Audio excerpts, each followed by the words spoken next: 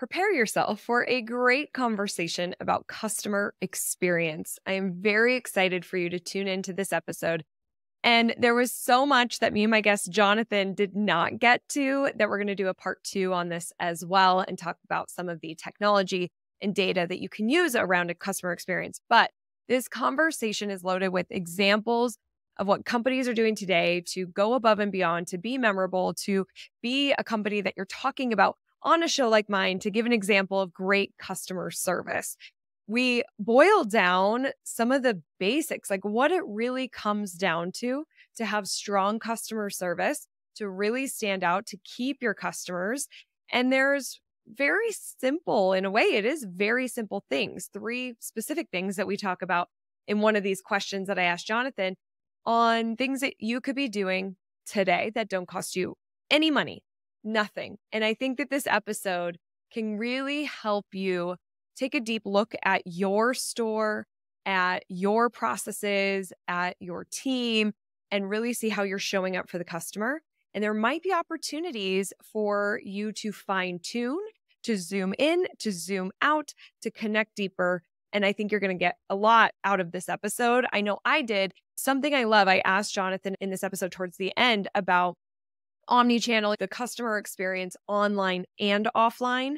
And I feel like his answer was really refreshing because so many people are so focused on selling online and have your e-commerce store. And there's just so much that goes into that. And I'm not necessarily saying that you should or shouldn't have one. I just really like how Jonathan answered that question about online experiences and his take on it. So I know you're going to love this episode. Before we dive in, here's a little bit more about my guest.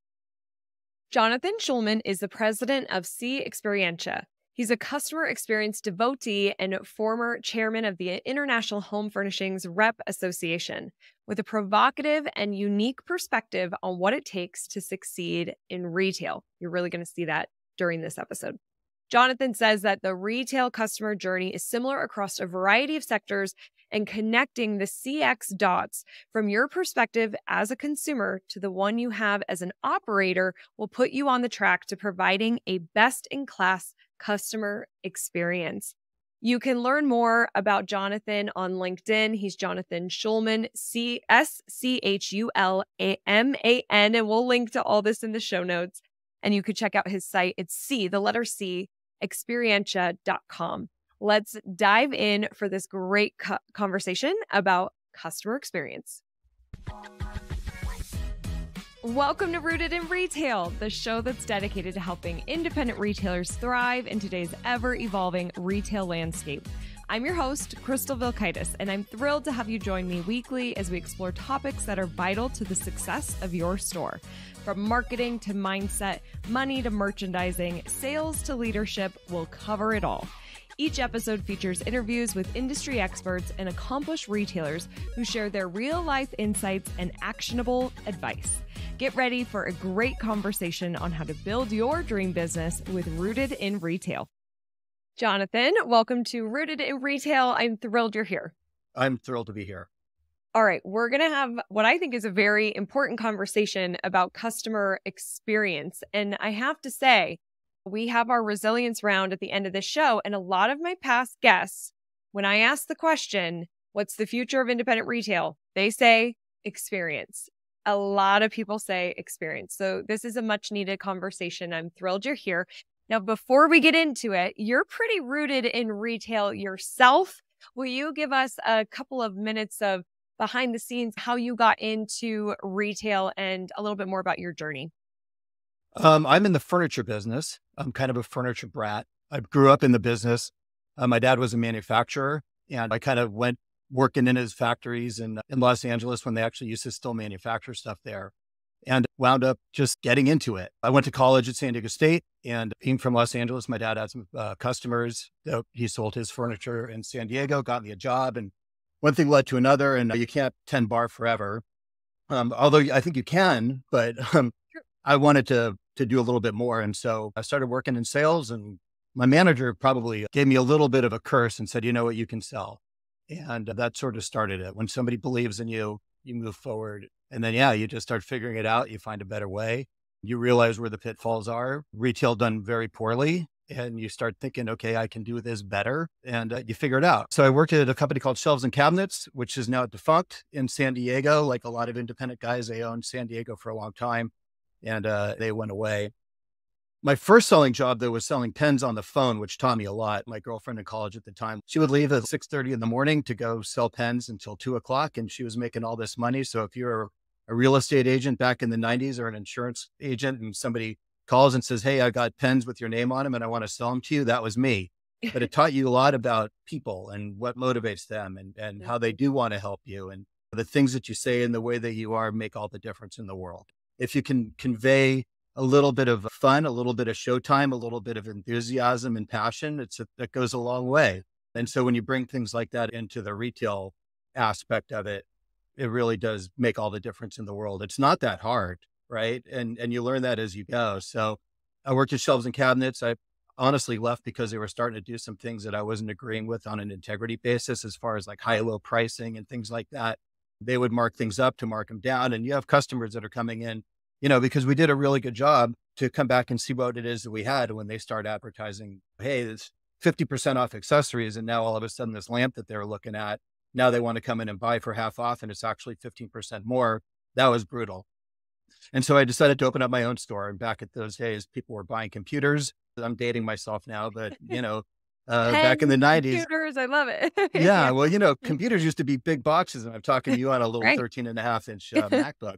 And it was mostly guys that were buying these things. They would go to stores like CompUSA or Computer Plus or all these other guys, even some of the like Staples and Office Depot and all these other kind of little independent computer guys were starting to build their own IBM compatible computers. And they were massive boxes and the computers were really big, like old televisions. And they would come home and they would wind up on their wife's dining room table. And that wasn't happening for her. After a week or so, she would say, you can't do this. And so a niche sort of evolved in the small office and home office space. And so I started selling computer desks, kind of like IKEA, where you could buy them, put them together, bring it home. She wasn't really nuts about having a computer cart sitting in the corner of some room, but marriage is about negotiation and compromise. And so if this beast of a product was going to be in my room and promises of making life better and more convenient and all the cool things I can do with it and the cool games I can play on it, I'm sorry, but this is a hill I'm going to die on. And so they figured that out. So we were selling a ton of computer desks and computer chairs, and one thing led to another. I was like, hey, there are companies, they make bedroom furniture that you can put together and entertainment centers and TV stands and all this other stuff that you can put together. And so that sort of evolved into that. Did a really good job with it, started leading teams, opened up second store, really understanding that this is a people business and it's a fashion business. You need to sort of have a perspective on the kind of the gestalt of what motivates furniture, anything to get purchased for the home, right? Be it a gift, be it a puppy, be it plant. This is for the home. And the psychosis of that is real. And that most people want to be looked at as having some sort of perspective on good taste, right? So like if you get a new pair of earrings, say, and you don't get the response from whomever, right? Oh my God, I love it. It's different than, oh, those are nice. And so of understanding that you need the decibels to go high, that if the furniture delivery is going to leave the home and there's going to be a knock at the door with the neighbors, the girlfriends, the sisters, the mom, whatever, with a glass of wine, they're there to judge. They want to make sure that home is perfectly done after the truck leaves, because if there's still work to be done, then you fail. So I got my guys to really start understanding that this is not just a transaction. This is a life-changing event for a lot of people. And so let's treat it like that. We did really well. There's a little furniture company called Ashley Furniture. They started making a big noise around there. They're all over the world now.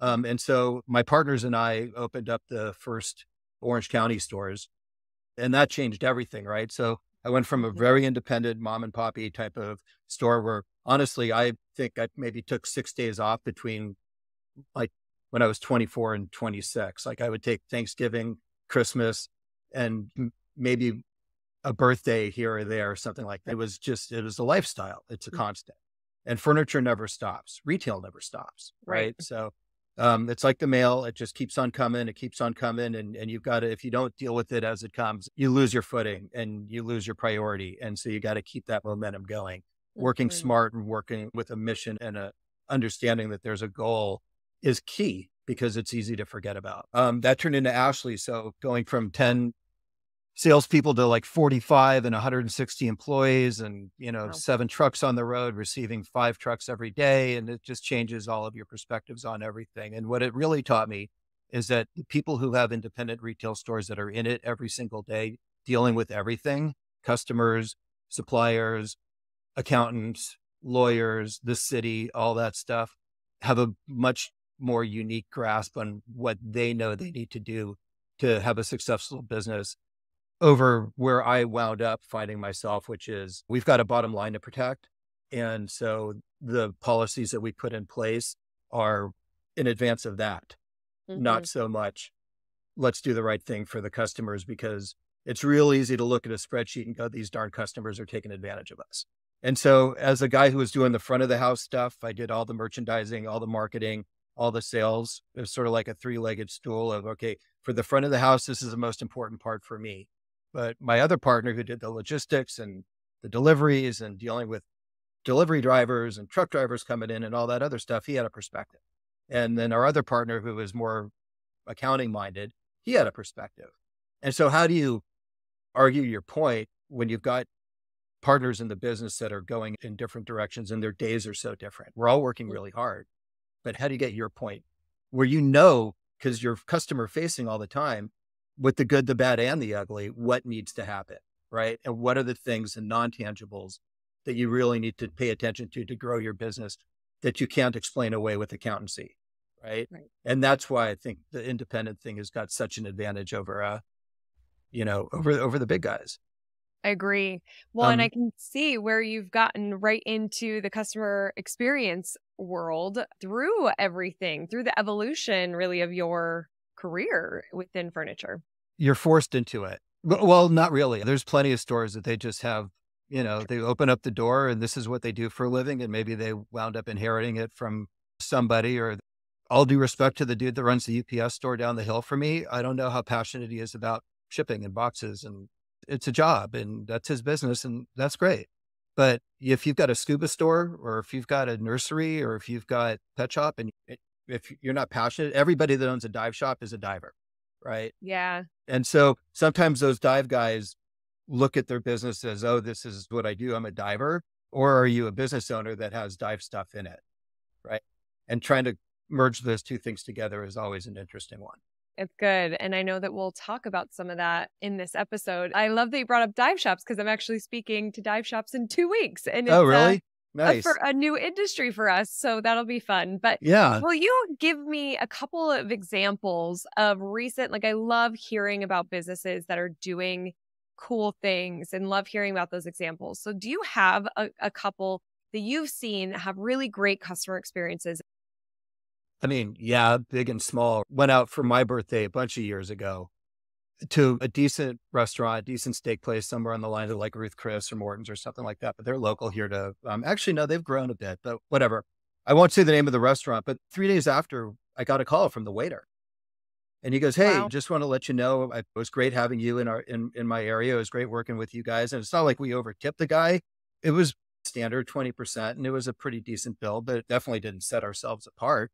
And he said, "Hey, if you ever have an opportunity where you're going to celebrate a special occasion, if you're going to have a business dinner that you need this level of dining, please keep my number. Let me know if there's anything I can do to make sure you get the time slot you need or what have you. Give me a call. I'm your guy." Cool. This is my guy. And so Yeah. we don't go to Morton's. We don't go to Ruth Chris. We don't go to Fleming's. We go to this place and we call him, and he gets us our table and he knows what we like to drink, and he'll drop a free appetizer and a free dessert. And when we go with friends, they're blown away. It's like my own Yeah. little supper club. I mean, obviously we've all go out to dinner all the time, right? Has any waiter ever called you like that?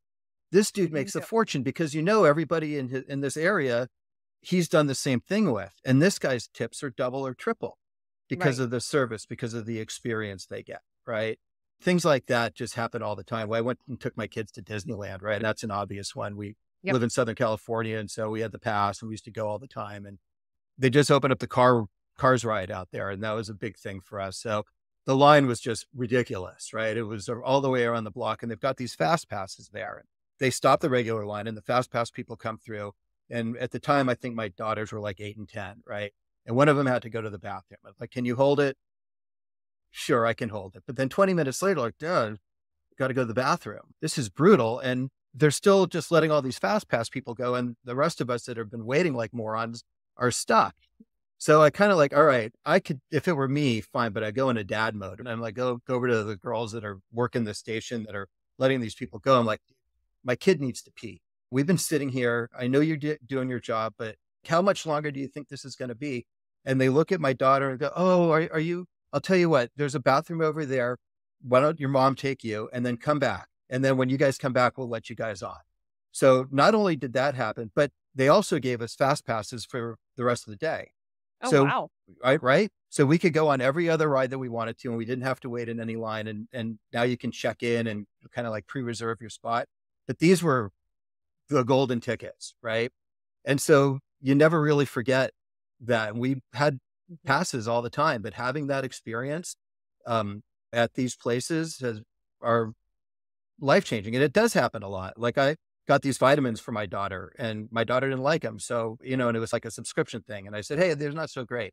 They were awesome. Oh my God, I'm so sorry. Tell you what, if you don't like the teen ones, let me just send you one for the men's formula with our compliments and we'll cancel your subscription. And hey, maybe just give those to a friend and that just happened this week. Yeah. It happens all the time. At the end of the day, it's about caring, right? Have a Totally. perspective on that. That's so true. And I just want to echo your restaurant example because just this summer we were in Nashville and we were at this restaurant where anytime I got up to go to the bathroom, a male working in the area, whether it was our server or not, would escort me, put his arm out and walk me to the bathroom, which I was blown away. I've never had that happen before. It wasn't just me. They were doing that for all the ladies. Okay. It I was wasn't just say, me. yeah. But then when we were done, our server, he was like, are you guys visiting? What are you doing next? He's like, hey, give me 2 minutes. He wraps up a couple things with tables. He walks us out around the block and takes us down this alley called Printer's Alley and is showing us a few different bars and where there's karaoke and just not rushing, spending his time with us, telling us what to do. Also check this out. And we were like so blown away by that level of service. And we go and tell everybody about it. So Totally. It's all about the experience. And this is where I agree with my past guests that we have to have experience to stay relevant, stay in business and get people talking about us. So Jonathan, what are some low cost, high impact customer experience improvements that independent retailers with physical storefronts can implement? I think I alluded to it in the beginning. This isn't rocket science. It's caring, right? It doesn't cost you anything. You see all these memes. It doesn't cost you anything to show up on time. It doesn't cost you anything to try hard. Marketing and being a guy that spent ungodly amounts of money on marketing to get customers in, only to stay up all night wondering how many I'm churning. I live in the neighborhood that my stores are in. And my greatest fear was being, in line at the supermarket with my stuff and somebody saying bad things about the experience they had at my store. We were selling a lot of furniture. So chances are, after a couple of years, I was probably in the same building as some people that bought stuff from us. For sure. And God, you work so hard, right? It's such a big part of your life. You make so many sacrifices for your business. You pour everything into it. And to see something not turn out the way you had hoped through no fault of your own, or even if, obviously everything that happens in your building, sadly, is your fault. If the anchor falls off the Navy ship, it's the admiral that gets fired also. And he had nothing to do with it, but still it's your responsibility. If you care, then you take it to heart and you do things and you do look for these openings of where you can really wow people. There was a sales guy named Joe Girardi, who was a famous car salesman. And after he was done, and he set the record, a guy sold, I think his record was like 18 cars in a day, no fleet, just regular. I know, just grabbing ups and turning customers. And at the end, he would famously say, I hope something goes wrong with this car, because up until now, this was just a transaction. But if something goes wrong and you need me, you will be blown away at how well you're treated. And is it a little arrogant to say that? Maybe, but if you can go into these things with this sort of subtle approach that we're not going to sabotage you, but we are going to make sure that if you do have a problem, we're going to do everything in our power to close the loop with you so that not only are you satisfied, but you then become just a freak about what it is that we do, right? And how Totally. well you were treated. And I went to a restaurant once, me and a buddy in Vegas at Vegas Furniture Market where we met. And, we're looking through the wine. He's kind of a wine guy. I'm kind of a wine guy. We've been friends for a long time. And the waiter says, "Hey, you guys seem like you're into this." Yeah. Like the whole reason we're here is this wine list. He goes, "You want to see the wine cellar?" I'm like, "Are you kidding?" Absolutely. Heck yeah. So your waiter grabs us from the table. Sommelier ushers us down to this little cave that they've got. And there's all these wines. And we're looking at this thing. And my friend and I are almost in tears, right? Looking at these wine bottles that you've only read about or heard about, you've never really seen. But the $250 bottle of wine, I think, turned into 600. Exactly. Right. And I tell that story all the time too. That experience of getting picked up Mhm. from the table, being ushered to the restroom, or being shown something that you might not have seen, having a bartender show you, "Oh, wow, we've got this really interesting bottle of, and I noticed that you're drinking this. Have you ever tried that?" Having an interaction, sprinkling a little bit of pixie dust on the interaction so that it's not a transaction, so that Mhm. it's not just driving through Starbucks or McDonald's, right? You're going to Exactly. get a quarter pounder with cheese and what it's going to taste like, even though I haven't had one in decades. I'm pretty sure that if I do go and get another one, it's going to taste pretty much the same. Good on them for Exactly. low variation, but I know. I want a little, of this. If I'm going to put my shoes on and turn the key on my car and spend $6.50 gas, which is what it is right now here, I want to, I want something for that. And I want to feel good about that. It's so I'll true. give you another one. When my second daughter was born, we already had a car seat, needed another car seat, went to the baby store. They had this wall of car seats, right? And this is where retail is so much better than being online, is that a guy comes up and goes, in a very low performance way, "Can I help you?" I'm like, "Yeah."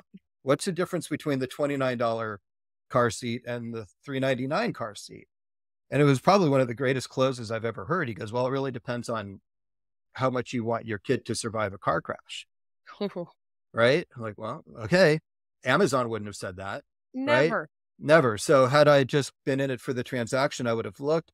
I don't want to get the cheapest car seat, but I don't know if I really need the most expensive one because I don't know the difference. I needed somebody to tell me this one is way safer.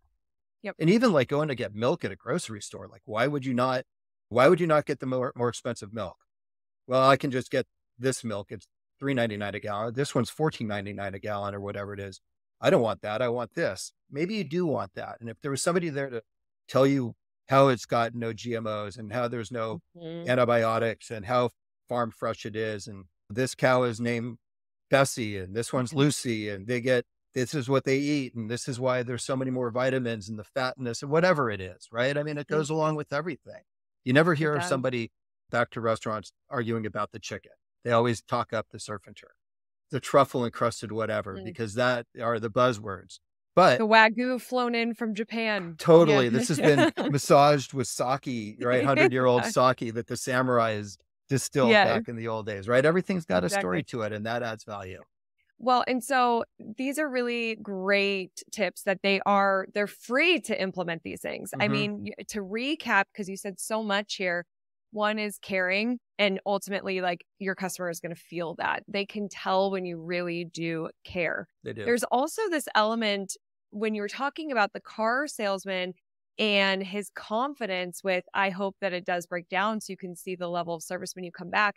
It's confident in your process. It's confident in how you take care of your customers. It's confident in your team and just the way that you do business. And so it's so important for our retailers to have a very clear process and system and how we handle things that do break or returns or complaints, and the whole team being on board with that kind of system and confidence. And also the storytelling and the Yeah. benefits, right? I tell this story. I don't think I've ever told it on Root in Retail, but I've said it a lot over my retail years. I have a friend, her name is Julie, and she works in retail stores in the San Diego area. And I mean, she'll sell like multi-thousand dollars on one table. But when you walk in, Julie's like, "Oh my gosh, isn't this table stunning? Do you have a couple minutes so I can tell you about the artist? This was handmade in Bali, this artist." And she will just go into this whole where you are one with this table. Yeah. You were like, I cannot leave without owning this table. I need to tell this story in my home when people come in and sit at this table. It's all about the story and benefits. I'm a rep now. I'm a manufacturer's rep. I go to stores and train on product. And my parents gave me a whole box of pictures not long ago, just my old baby pictures and growing up pictures. And like, they're trying Oh, to like fun. offload some things. And it was fun. We're going through there. And I saw a picture of me. My grandparents used to live in New York. Thanksgiving, I must have been 7 or 8, right? Sitting at their table, Thanksgiving. I remember the table.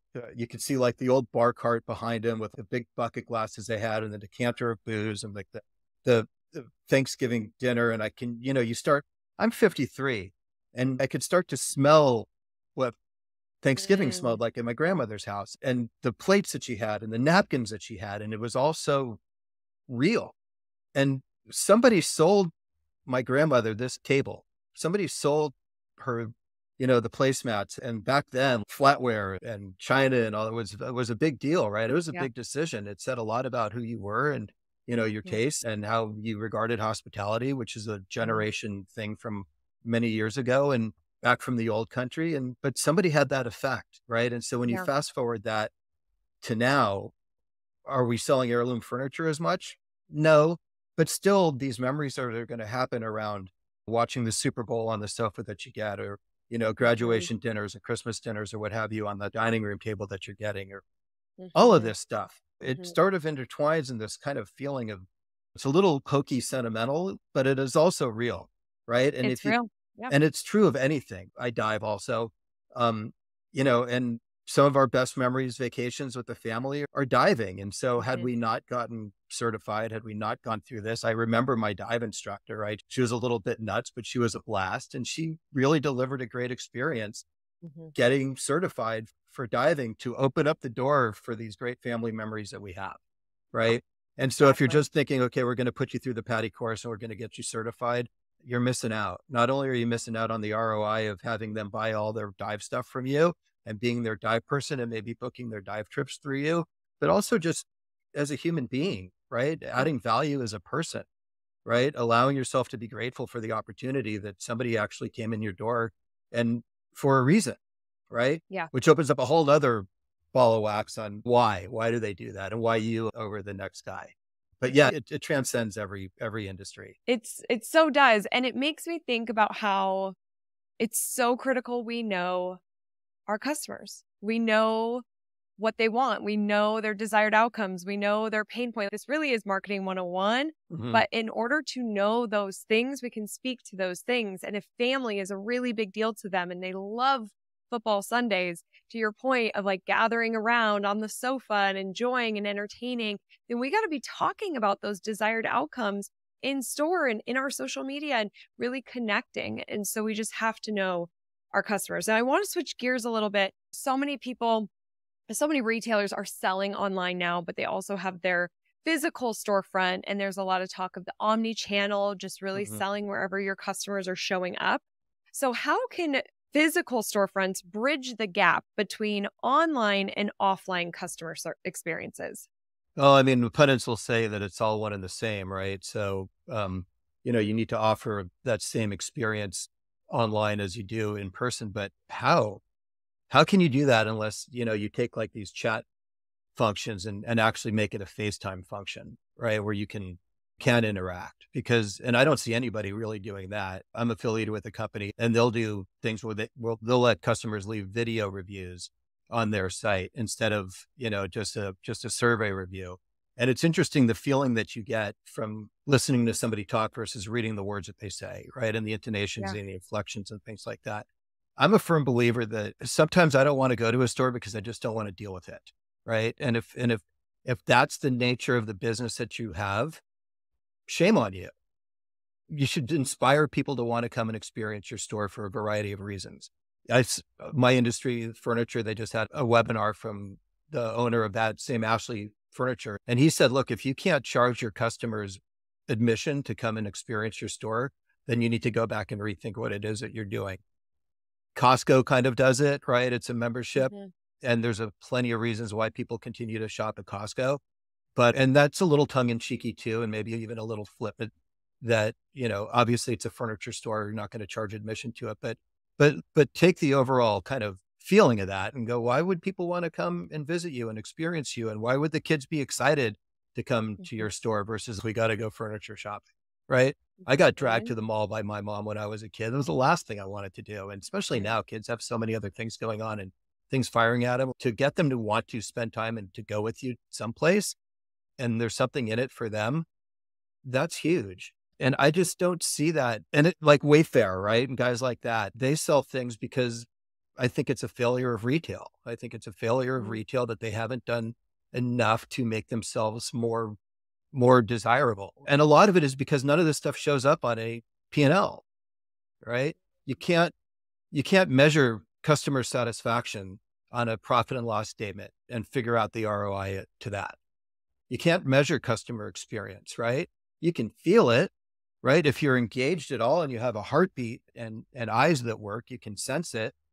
Just so much as giving kids like a candy or popsicle or something during the summer or something like that, or they've got games for the kids to play, something that says, oh yeah, this is cool. We want to come and do this.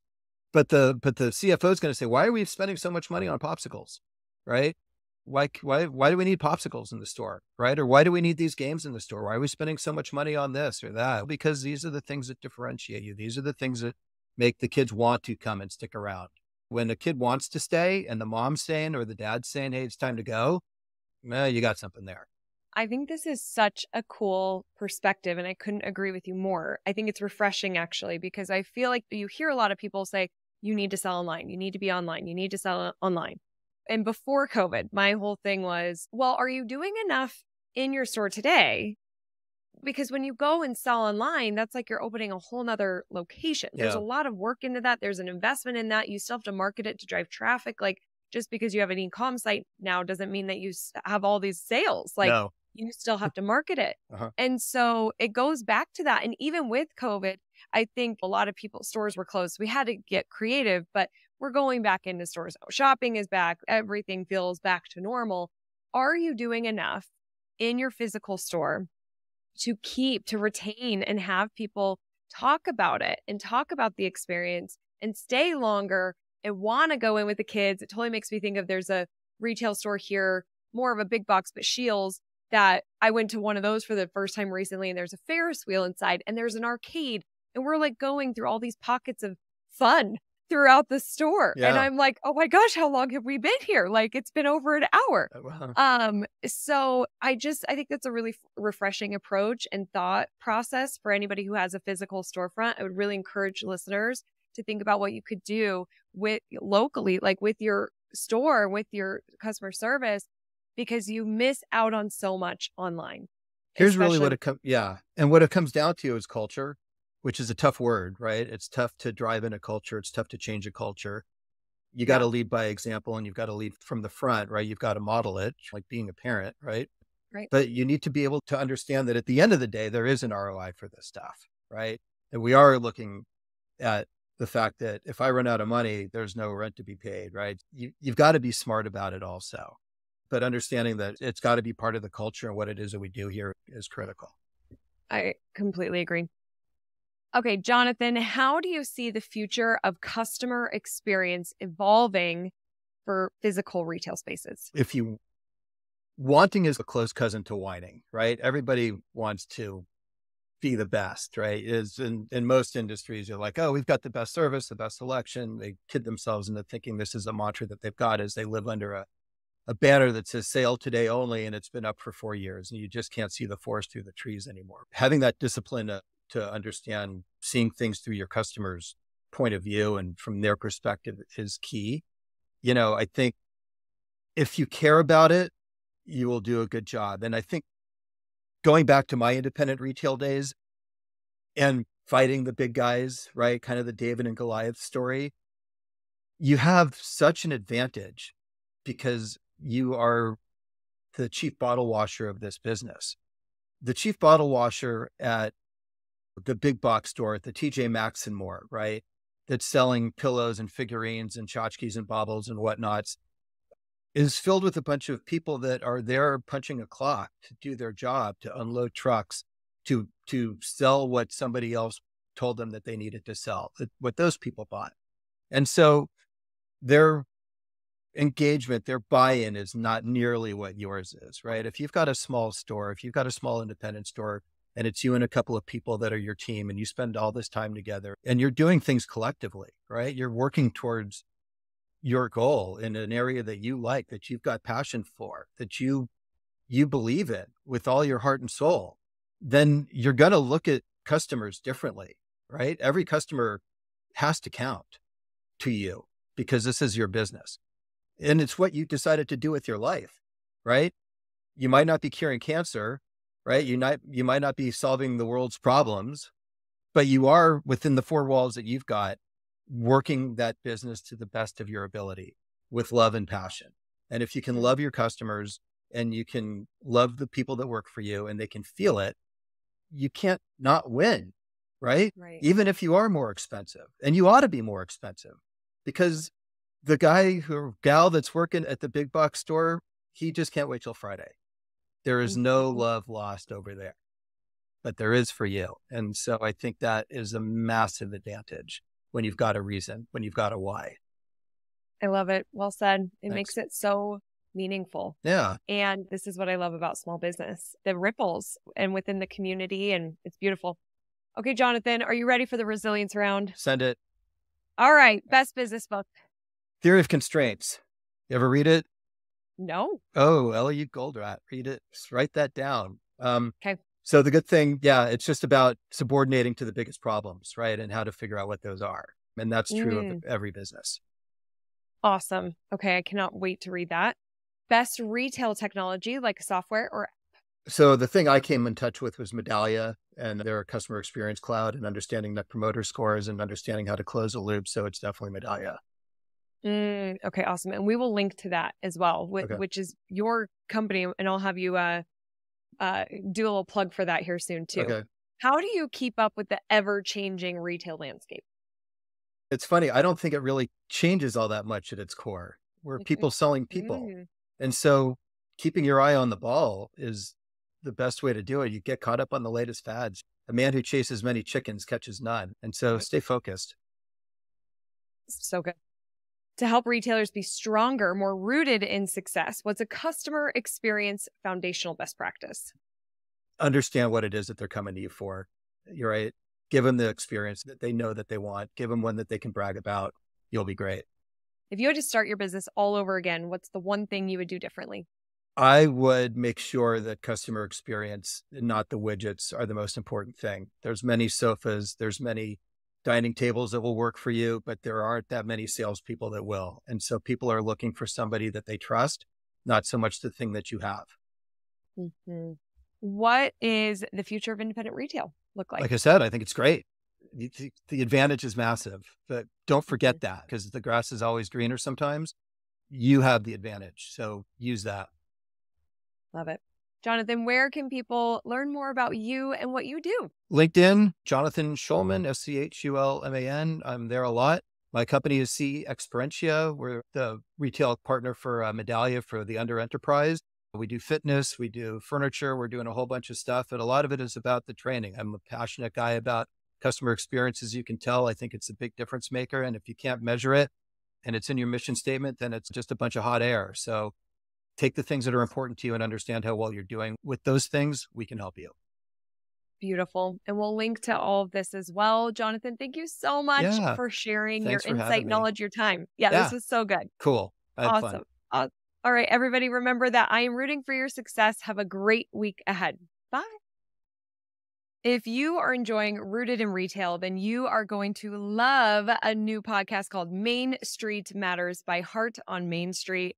My dear friend Patrick Kaiser, and the founder of Heart on Main Street, is the host, and he talks to retailers, industry experts, helping Main Street retailers thrive, similar to what we do here on Rooted. So I know you are going to love it. And if you haven't heard of Heart on Main Street, you're going to want to check them out, because they help independent retailers in three main ways: through education, mentorship, and grants. It's an incredible nonprofit and organization that I am honored to sit on the board for and be involved in. And I really want to see you get involved. It's a great resource. So you can go to heartonmainstreet.org to learn more, and then open up your podcast player, search for Main Street Matters on Heart on Main Street, and subscribe and enjoy. I know you're going to love it. Thank you so much for being here. It means the world to me. Don't forget to join the Rise and Shine newsletter, which is social media news you need to know, sent via email every Monday morning. Go to crystalmediaco.com/rise to join. And don't miss the newest episode of Rooted in Retail, which drops every Sunday morning.